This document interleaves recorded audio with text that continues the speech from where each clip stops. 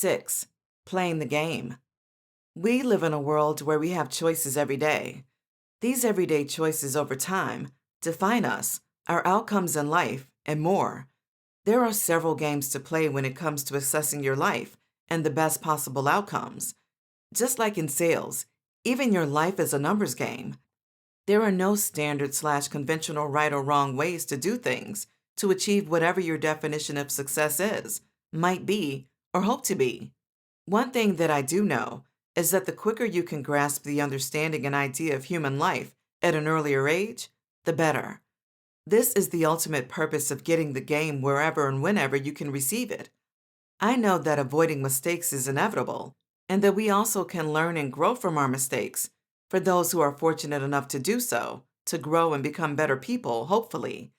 Some mistakes may even lead to success, but the goal is not to cut corners per se, but to learn from other people's mistakes so that you don't have to waste time through trial and error because it has already been done. The game is based on each individual person's life, obstacles, trials, and tribulations. Health is wealth. Do not let the hype fool you and the appeal of social media get to you.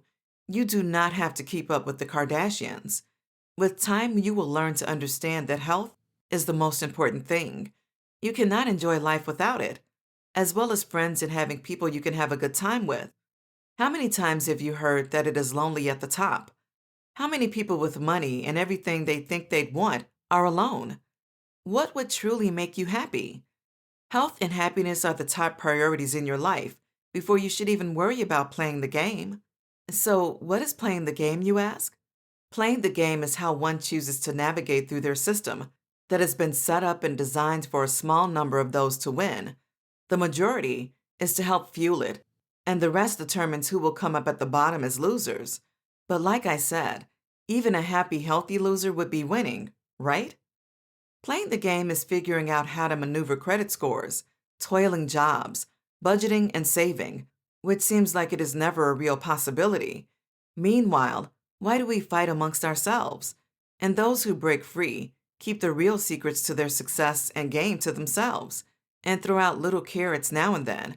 Even with a book like this, it's not what you know, it's who you know. So, when you keep applying to that job that you're qualified to get, just know that before you even get a chance to get it, that job will be reserved first for the person who is hiring a friend, friend of a friend, family member, cousin, etc., which is how most cultures work. They look out for each other. Then we get to the minorities. So the struggle to get some of these positions is always harder. However, when opportunity meets preparation, you better be ready. So how can you play the game? By not having an excuse when that phone call or email comes. What have you been doing to get ready and prepare for your opportunity? Did you study? Did you do research? Did you put the time in and do trial runs? Many of us talk a lot but aren't ready for the moment when the time comes. You want to be a DJ? Did you save your money and reinvest in yourself so when bigger gigs come, you have the right equipment to handle it? Did you get liability and performance insurance and make yourself a legitimate business? If not, how can you really be ready to perform at the higher paying gigs? Make sure you are always on your path to your vision and purpose. Even if you fail and realize that something may not be for you, at least make sure that you give it your all at first.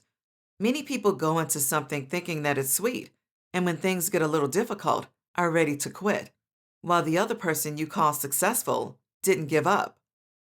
Always ask for the receipt.